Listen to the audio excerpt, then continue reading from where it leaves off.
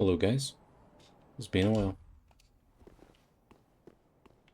I haven't made one of these builds videos in a very long time. The reason for that is because this is the last build I made, and it's also my favorite build. I was wanting to edit this video to make it super fun to watch and detailed, but I found that editing is not for me. It's very much not for me. It takes far too long, and I'd rather spend my time doing something else. So here's another simple video of my favorite build so far. As patch 2.0, I haven't played any patch after that. And yeah, let's hop into the build. I've been sitting on this build for a long time now. And it's also my favorite. No crow bias, obviously. So starting off, I have a dark infused Corvian Greatblade, which is my favorite weapon in the game. I'm usually not a fan of straight swords, but Corvian Greatblade go burr with the weapon art. The weapon art is what makes it. Not only does it do a lot of damage, but it has iframes and it looks goddamn cool. And it fits in with the crow theme that I'm going for. So you go into the stance with the weapon art, and then light attack covers a good distance, especially if you lock onto someone. It feels like you go meters and meters and meters. And the heavy attack is also good. And also while you're invisible, you have iframes. You're invincible. So the bread and butter of this melee combat is to use that weapon art just like constantly to punish enemies just going for their attacks, and you feel like a god. I've got a torch in the right hand just for maggots going around. I should also mention that this is probably the most well-rounded build I've ever made, with all the buffs that I can have and the utility. It does good damage from range and melee, and it does damage over time. And it has high defenses of the buffs as well.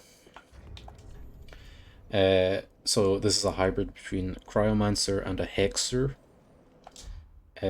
Both do dark damage, so all my rings cater to that with 15%, 10%, and then another 10% plus additional stamina damage with the frost attack from the shell ring. Should I have the other one? I do.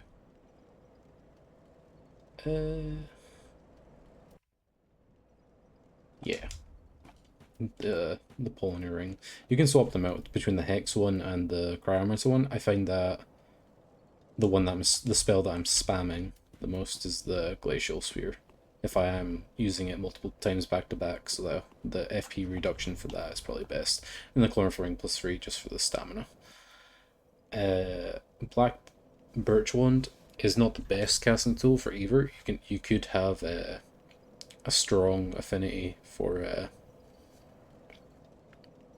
just dark, but you need two casting tools. You need a glove to cast the frozen cryomancies, and you need a staff for casting the sorceries. But the black birch one does both. It casts conjurations and sorceries at the same time, so you don't need to swap between them. And it also just kind of fits with the build. The black theme, instead of just swapping between two gloves, it's less to think about it, and it doesn't really matter that much, since most of your spells are just buffs and damage over time stuff, which doesn't scale with the wands and stuff. I don't believe it does. The only thing it really affects is Glacial Sphere, but honestly, it still does enough. It's plenty. And then we're just using the Eastern Iron Shield because it has the weapon art. I prefer the one-handed straight sword moveset compared to the two-handed. It's relatively the same, but I just prefer being able to spam R1. It's got the stab for good range if you need that. And I can just go and use the weapon art with this. So you can't parry with this build. Big sad, but you don't really need to. And then for the fashion, I'm not really doing this for the stats that the armor gives you, but just to fit in with the crow theme. Got the Biled Mask. You could do Lillian's Mask. But 1%, yeah. Just Biled Mask is just better. Who cares about 1% extra damage, am I right? And then you got Cornix's torso piece, which has all the feathers on it, which is really just what makes you look like the crow. The crow build. Everything just came together so nicely for my crow build. Ignore the crow foe bias. I don't know. I don't use any of these items either, so they're useless. Useless. Anyway, let's hop right into the meat of things. We can fight this guy, the new druid boss. This will be a good example, showing off the iframes and stuff like that.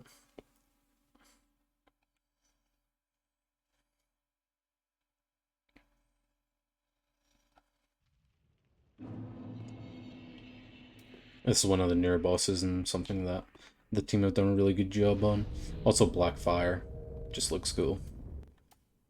And Shadow Form. You look like the Corvian Ghost you're always meant to be. I think that's what I'm calling this build in the YouTube video. The Corvian Ghost. So how much damage does Glacial Sphere do? I know this is an early game boss. There you go. Yeah. Does a lot. Oops. There you go. And there's the iframes there as well. There's the iframes there as well. So I should explain what all the spells do, but I'll do that after this fight. Ooh. Also, this is my first time playing Dark Souls in a very long time.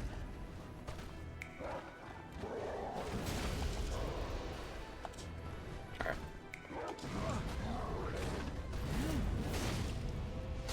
I just did too much damage, yeah. So, what was that? Quite a bit.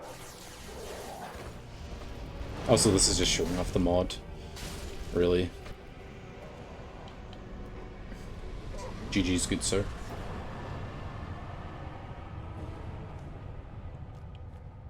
So yeah. You cast Black Flame Arc to give yourself more damage for melee, which is the bread and butter of this. All the weapon arts. Curse of the Abyss does damage over time, but also makes them take... If I use that on him, it would also make him take more dark damage, as well as damage over time. And then Dark Affliction just does damage over time as well. And Shadow Form does damage over time if you stand next to them. So there's lots of ways to do things if you do damage over time. Which is kind of needed for one boss in particular, which I'll show you as the last thing. Because the Vessel of Kaf is the boss with the most dark defense in the game. I think it reduces like 80 or 90% of all your dark damage. So if you do 100, you'll be doing 10 dark damage. But you can bypass that by doing damage over time. It helps a lot with that fight, this fight right here. We will show off the spells as well.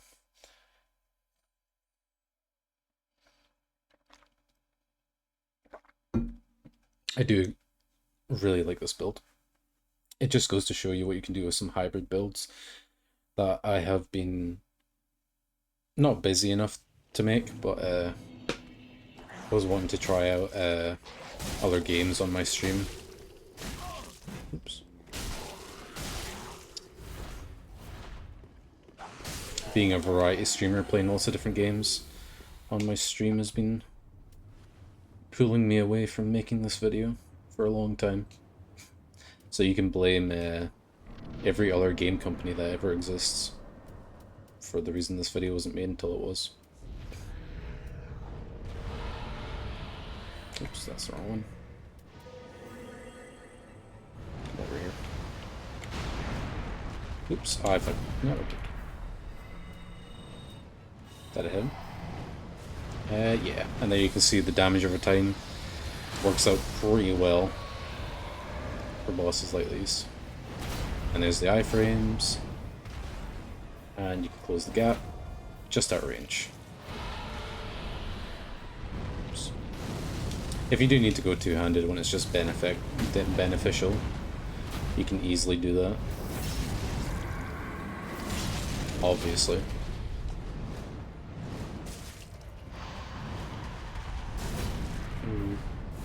Ooh. Come on. Alright. Yeah, I'm gonna buff up again for the next phase. Use this.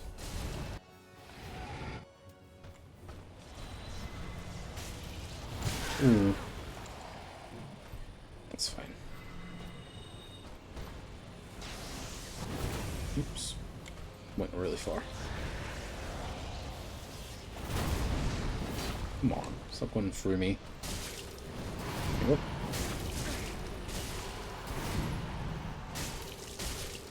Look at that damage. Oh, that wasn't good.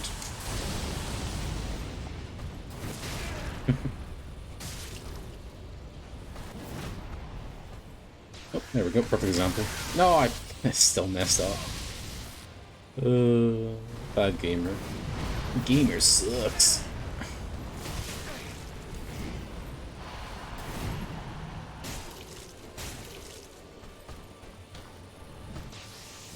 There you go. Iframes for days.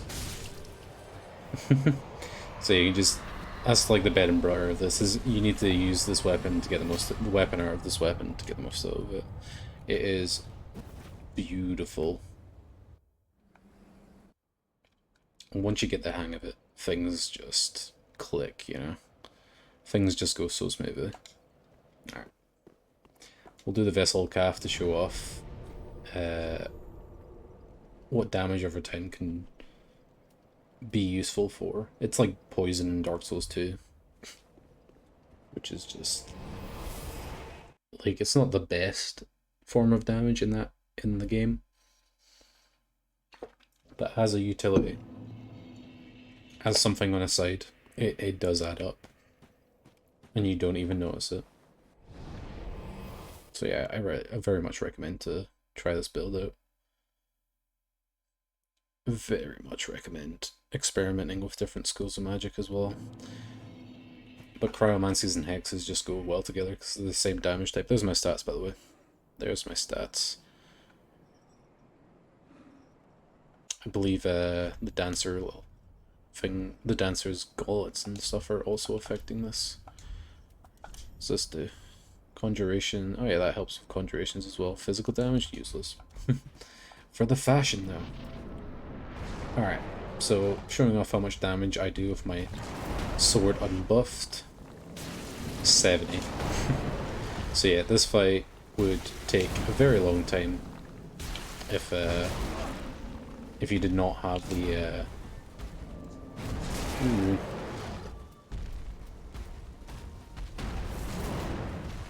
these damage over time spells, because these damage over time spells do just kind of ignore elemental resistances.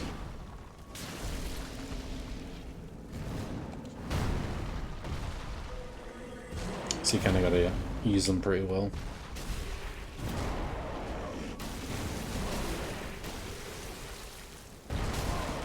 Kinda.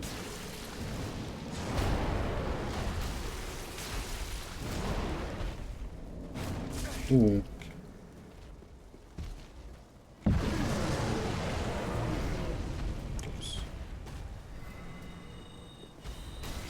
They're also very fast to cast as well. Very fast to cast. Apart from Shadow Form. Shadow Form is not that fast. Ooh. Can you switch what? Can you switch weapons? Come on. There you go.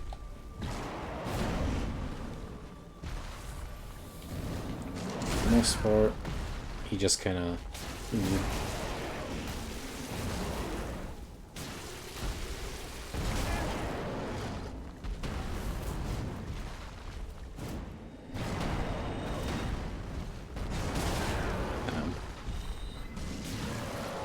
That's not good.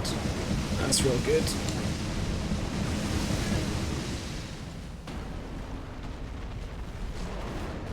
I wish you could knock him off the edge, that would be so funny. Alright.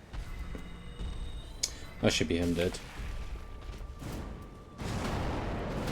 Calm down.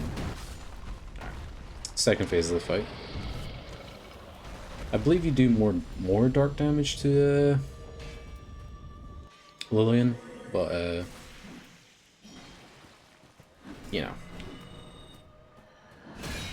still not a lot. She's a good example of there you go, iframes.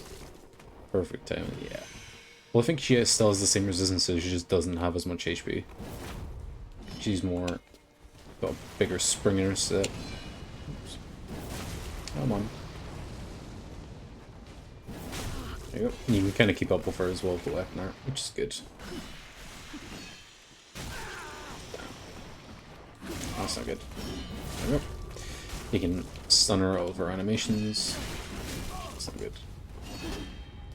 You can also block with the shield, like, you know, if you need to.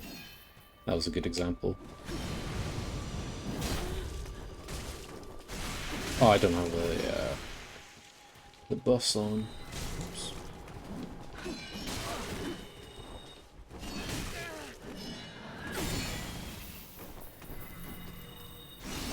I'm gonna die. Might be. Oh yeah. I went to go heal, thinking that she'd backed away. But there you go. That's a good example. So that's the way this build deals with that fight. And also any hexers and cryomancers out there, you gotta get on that dark damage over time. I'm not gonna I'm not gonna finish this fight. I'll leave it for you guys to overcome. I've overcome this fight. I'll leave it up to you guys. And the ghost vanishes. Alright. Thank you guys for watching, and ta-ta.